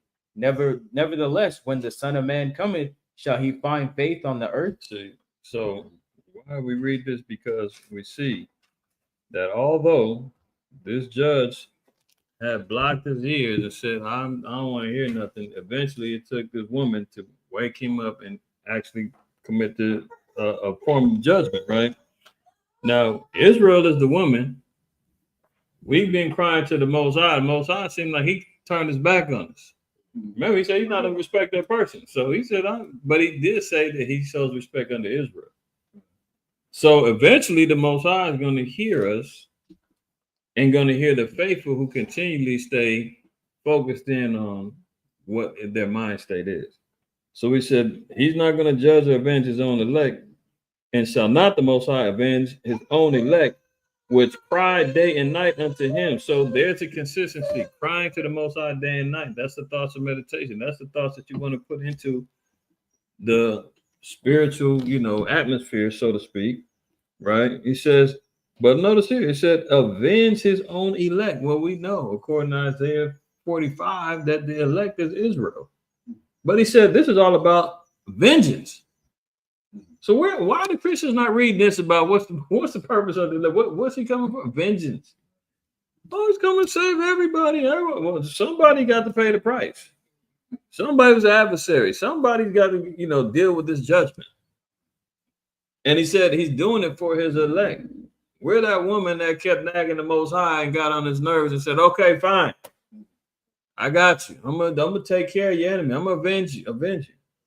He said, which cried day and night unto him, though he bear long with them. So he's always been there, remember, but we were the ones that was unfaithful. James 4:4 says, ye adulterers and adulteresses. We're the ones that cheated on the Most High, went with the other ways of the heathen. We wanted to do our own thing. We separate our thoughts from you. But he said, I tell you that he will avenge them speedily. Nevertheless, when the Son of Man cometh, shall he find faith on the earth? So that's what it boils down to.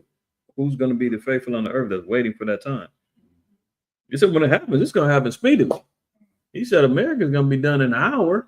And then when he gets out there and he establishes his judgment in Isaiah 63 about him coming from Basra, stomping through the wine press, looking like his garment's been stained with wine.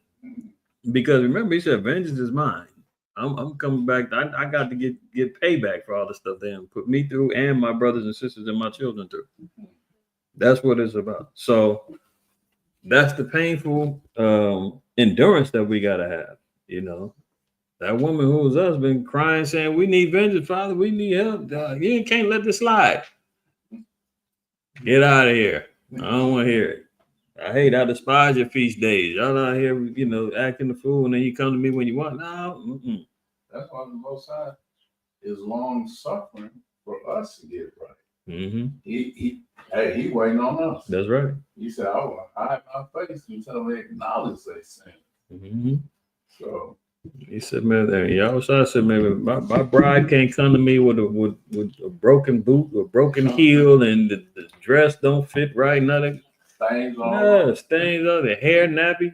No, get yourself together, and then we can have that wedding right. You know, we can come back to our husband accordingly, right? 1 Thessalonians 5, and read 17, 18.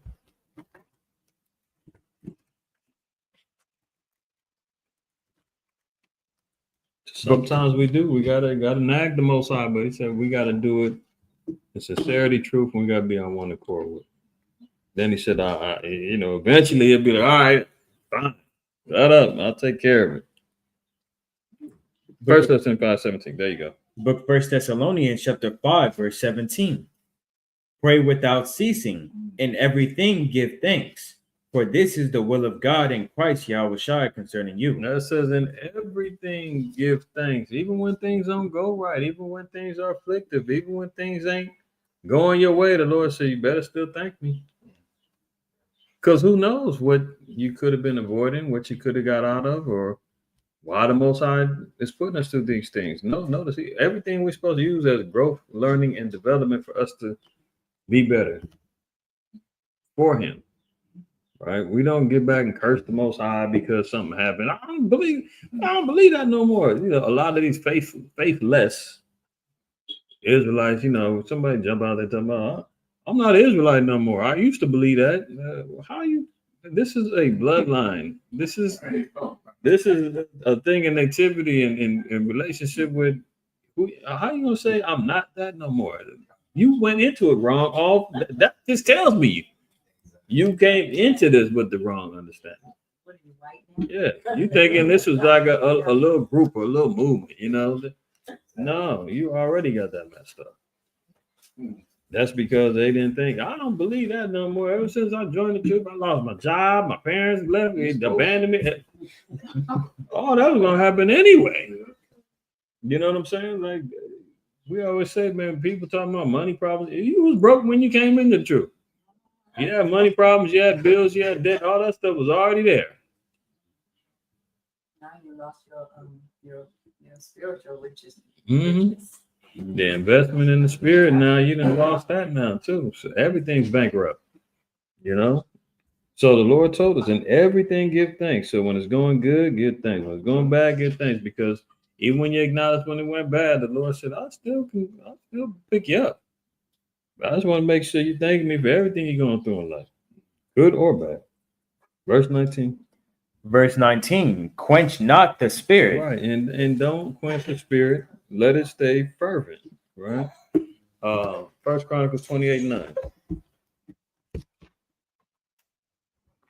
First Chronicles 28, verse 9.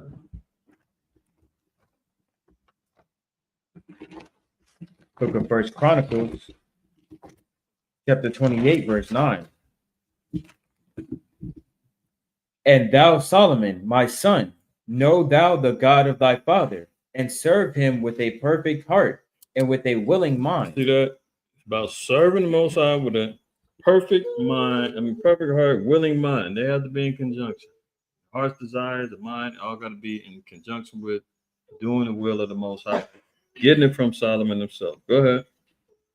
For the Lord searcheth all hearts and understandeth all the imaginations of the thoughts. Remember, the Most High said he knows what we have need of before we even ask. So he knows our imaginations and thoughts. That's why I said you ain't gonna hear about some Israelite winning the lottery. Because the Most High said, I know them imaginations and thoughts. You saying what you think you're gonna do, but you ain't gonna do that. I know that imagination. I know when your mind gets to wander and you get to thinking about what you can have, what you can do now, what you gonna. Oh no. I understand all the imaginations of the thoughts. That's why we got to try to make sure that our thoughts are set on positivity, peace. You're looking for, the spirit of the Lord of knowledge and wisdom and understanding, counsel, might, fear. All those elements of the Holy Spirit are within our thoughts as best as we can at all times. And like Rashaf said, it's a practice. It's not something, and I'm not saying this as I have it mastered. I'm teaching y'all as I'm teaching myself. Like I said, this is something that I'm revealing to me just through the spirit, just through a little trial that I went through over the last month and some change of how things can, lead to a turn when things don't seem like they're going right, or when you got a desire, you need something, but you got to put in your mind frame of, why do I want it? Why do I need it? Is this the right thing? Not the right thing? Weigh all those things in the balance and then move into it with a positive spirit to say, okay, good, bad, or indifferent, Father, this is what I'm focused on, and let thy will be done. And see where the Lord leads to it. Continue on. If thou seek him, he will be found of thee. Mm-hmm. But if thou forsake him, he will cast thee off forever. You can't lose focus. You can't lose the consistency and the commitment to the Lord. He said we get cast out forever. That ain't some small time thing. I don't know when forever stops. Do y'all know? Is there ever a time when you can find the end of the road where it's like, oh, it just means so here, and he'll bring you back. He said he'll be finding thee. But if thou forsake the Most High, you leave off from the Lord, he said you can be cast off forever. That's why our minds have to continually be, no, I'm sticking with the Lord. Whatever goes down, I got to stick it out. Isaiah 55. And I'll pick it up verse 8. The book of Isaiah, chapter 55, verse 8. For my thoughts are not your thoughts, neither are your ways my ways. And that's the humility in this lesson alone, because while we may have thoughts and we might be thinking, hey, I'm keeping positive, Lord. I'm just staying optimistic. I believe in everything you say. I'm keeping faithful. And if you do have time to hear my prayer, what I need or what I'd like to have, can you, hear me out? Can you make it happen?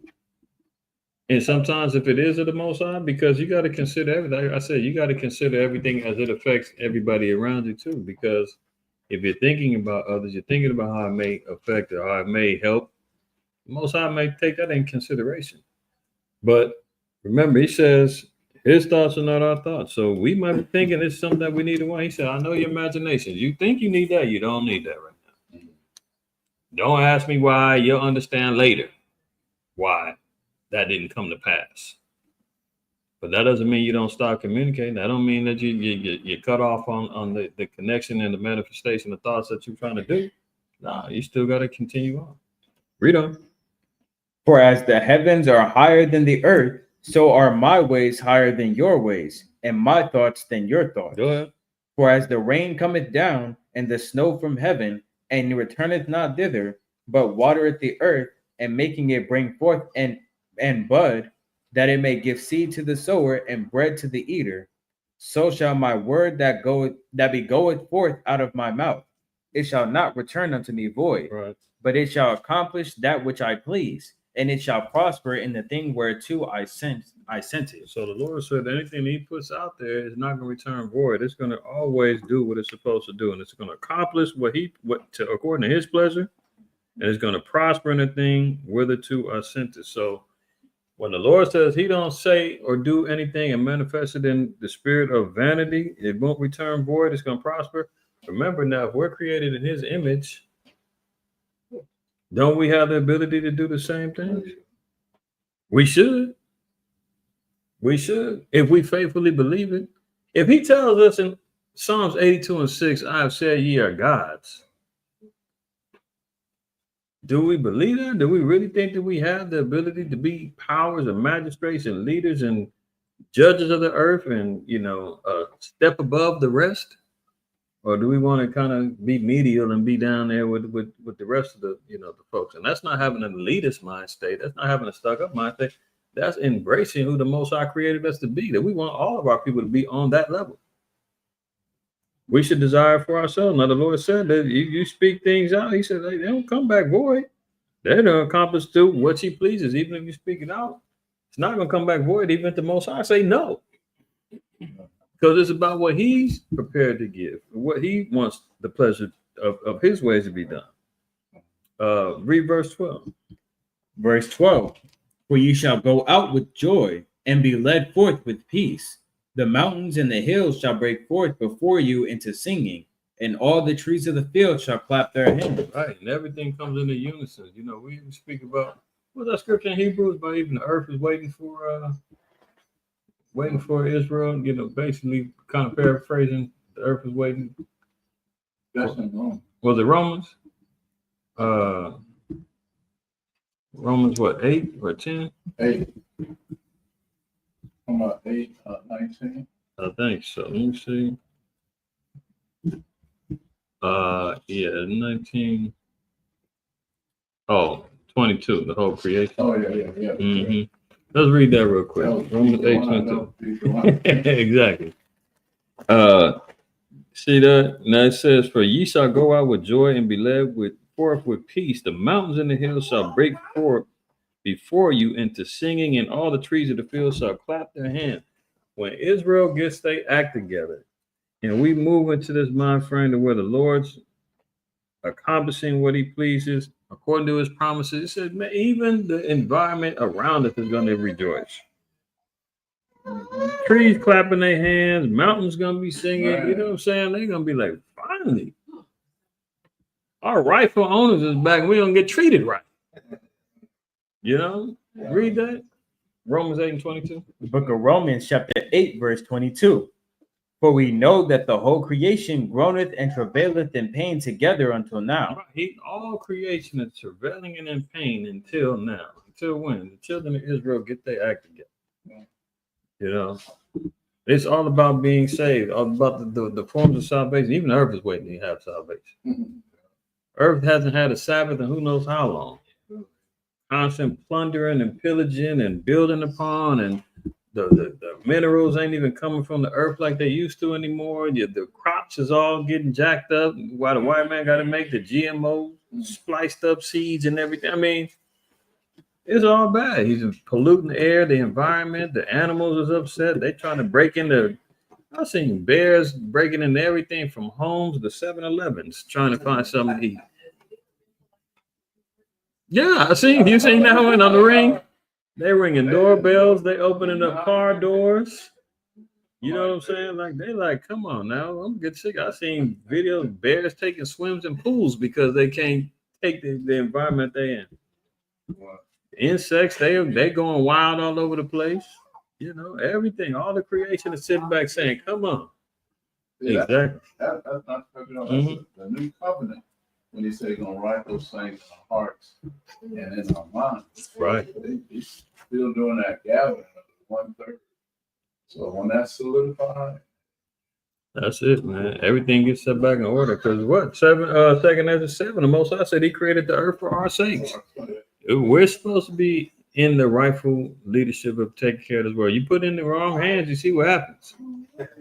This thing's on this last leg right now, barely be sustainable. That's why they keep talking about sustainability with Earth Day and Green New Deals and all this other crap because they know they destroying the earth. But even in Revelation 11 and 18, it said the Most High said He's going to destroy them which destroy the earth. Who's trying to poke holes all in the ozone layer, spraying all the chemicals in the air, all the diseases He didn't let loose? I mean, look how far it's not AI. AI they control, right? That. This is just the beginning of that. Right, and then they gonna say, "Don't blame us. We gave it to the machines because they're more perfect." Come on, Machines, I already know that. exactly. I don't know. Most times say you got to cut the time short. Cut the time short for the elect's sake. For real. Out of control. Let's get a few more and then we'll wrap it up. Proverbs 18:21.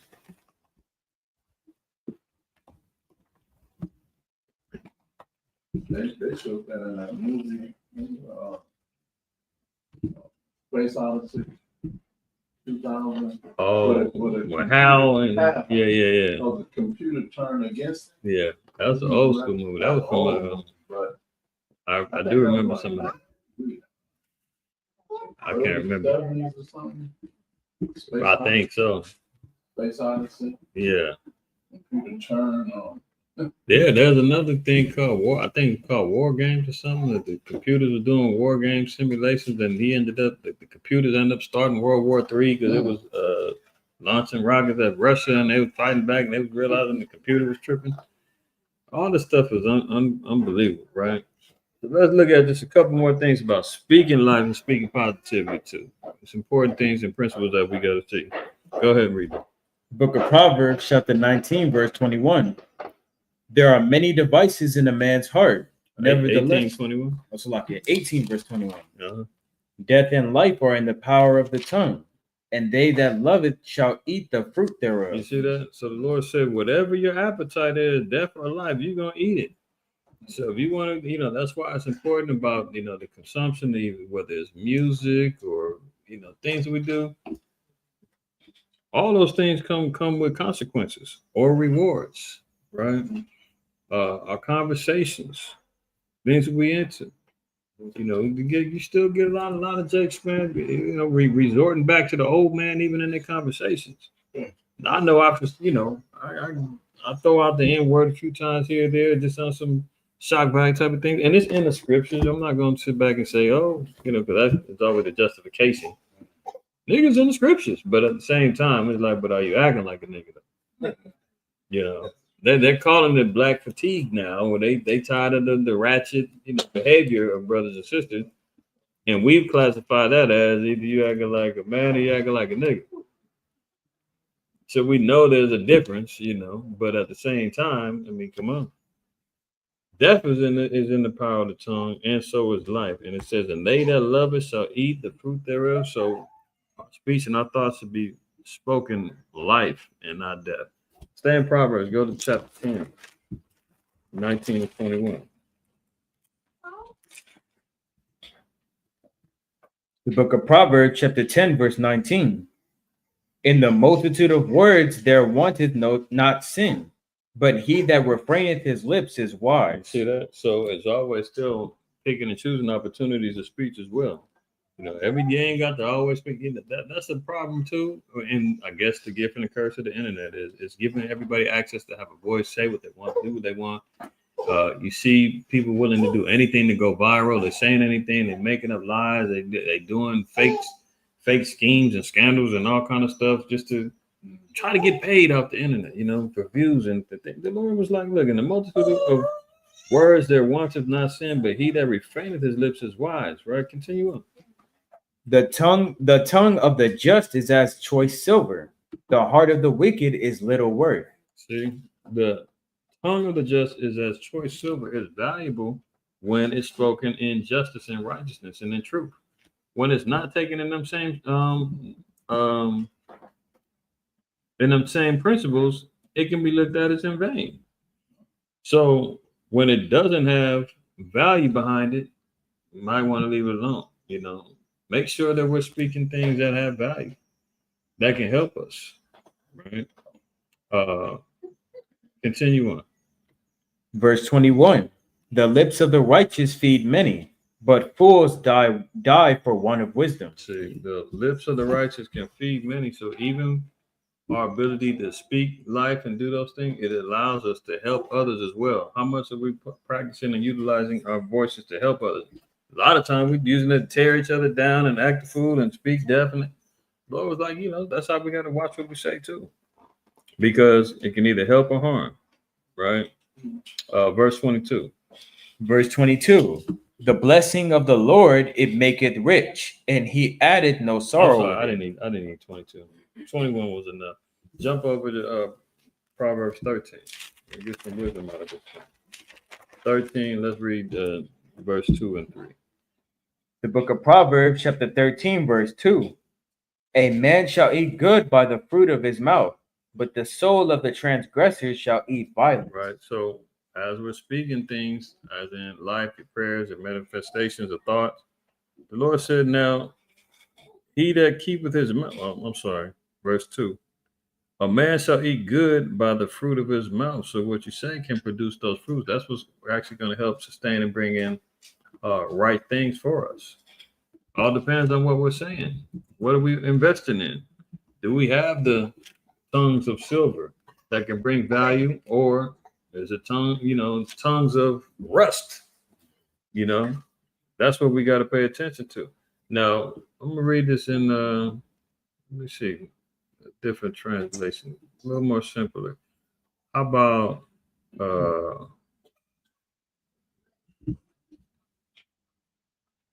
there was one I seen that was pretty good.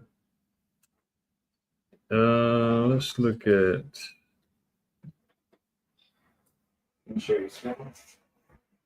No, I'm just gonna read it. Trying to see which one I like. Well, let's look at the Amplified Bible. It says, "From the fruit of his mouth, a wise man enjoys good, but the desire of the treacherous is for violence."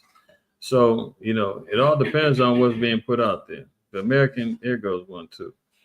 The ASV, American Standard Version, says, "A man shall eat good by the fruit of his mouth, but the soul of the treacherous shall eat violence." So it all depends on what we're trying to put out there, what we're consuming.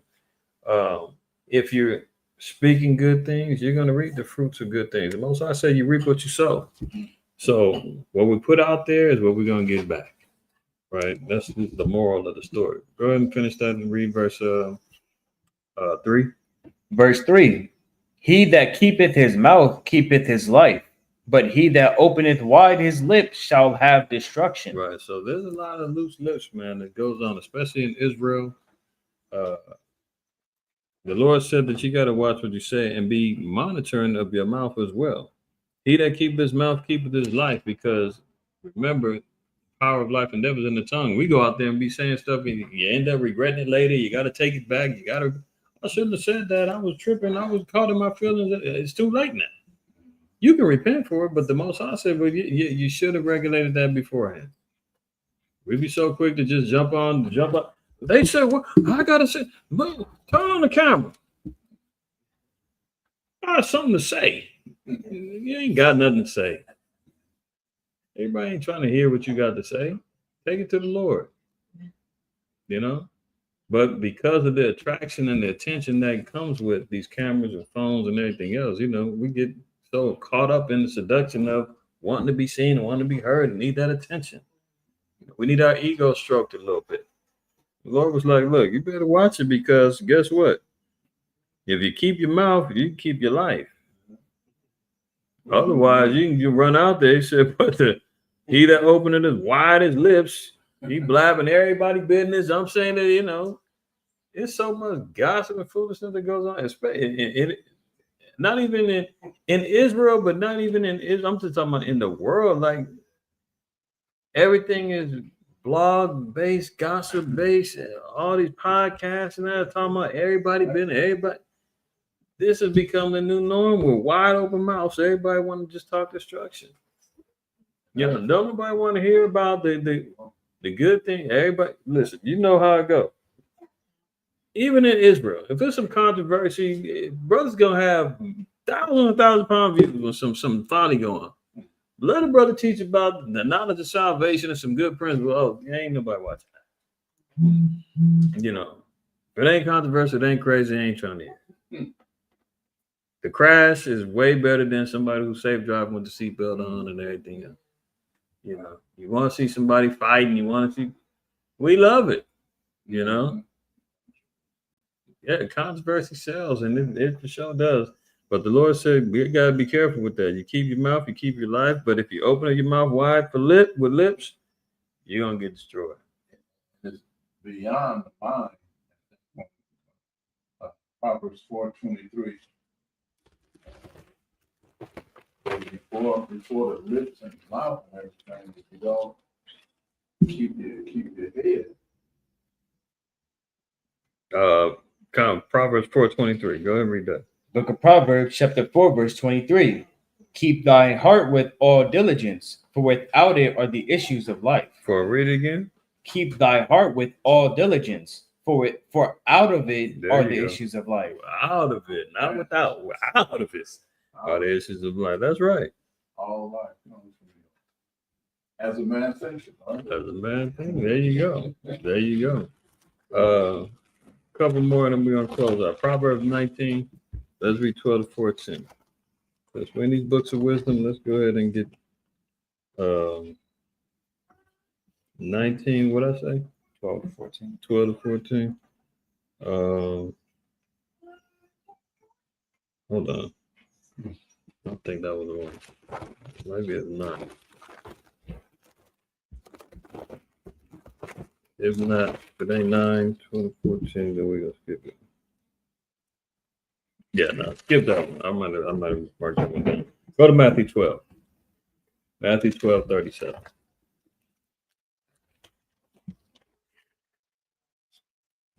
Book of Matthew, chapter 12, verse 37. For by thy words thou shalt be justified, and by thy words thou shalt be condemned. Right. Everything boils down to what we say and what we do. He said, whatever you say, your words are either going to justify you or condemn you. So we want our words and our thoughts to be justified by the Most High, and we follow the blueprint on how to get it justified and made manifest. Otherwise, it can condemn us. That's why I said death and life is in the power of the tongue. We got to watch what we're saying. We can make sure it's concentrated and it's sincere, and it can be used for good. You know, stay in Matthew, jump over to chapter 7 and read 7 through 8. Book of Matthew, chapter 7, verse 7. Ask, and it shall be given you. You see that? Yeah, Abishai said, I ain't stingy. Most times I ask. But remember, we can't ask amiss. We got to ask in sincerity, true. We got to ask correctly. And we got to make sure that we're doing our due diligence to make sure that we're fulfilling our obligations in order to get what we want. We got to meet the Most High at that mark. You know, it ain't even halfway. We got to get to Him. It ain't like, meet me halfway, I'll get to you. No. We got to go all the way up to Him. Right? And through Yahushua, we get anything that we need that we ask. He said, ask and it shall be given you. Read on. Seek, and ye shall find. Knock, and it shall be opened unto you. Mm-hmm. For everyone that asketh receiveth, and he that seeketh findeth, and to him that knocketh it shall be opened. That's right. So he said, look, the formula is there. Everyone that asketh receiveth. Again, it may not come. It may come 2 years from now. It may not come. It may come tomorrow. Who knows? Depending on what you need, what you want, and what the Most High desires for you to have or not to have. But he said, every time, everyone that asketh receiveth, and he that seeketh findeth, and to him that knocketh it shall be open. Last one. Who's knocking? Where? How do we knock? Remember, let's go to John 10. And let's read. I want to get right to the point.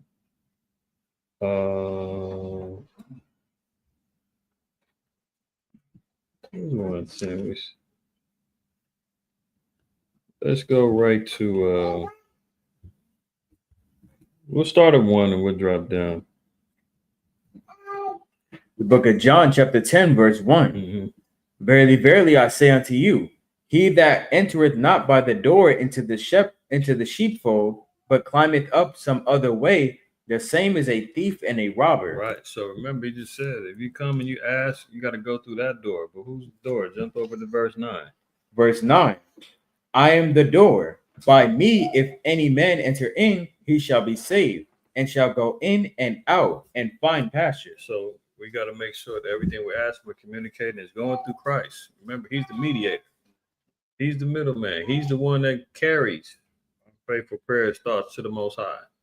Right. So everything goes through him. That's why we say, Bah Hashem HaMashiach Yahweh Shai, in the name of the anointed Savior Yahweh Shai.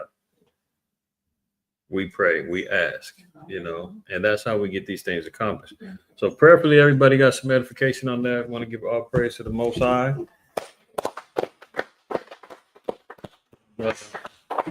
Hopefully it'll be of use to you, brothers and sisters that's online. All right. So with that, we're going to close out the stream. Y'all be well. Enjoy the rest of your Shabbat. And Lord willing, we'll see y'all next week.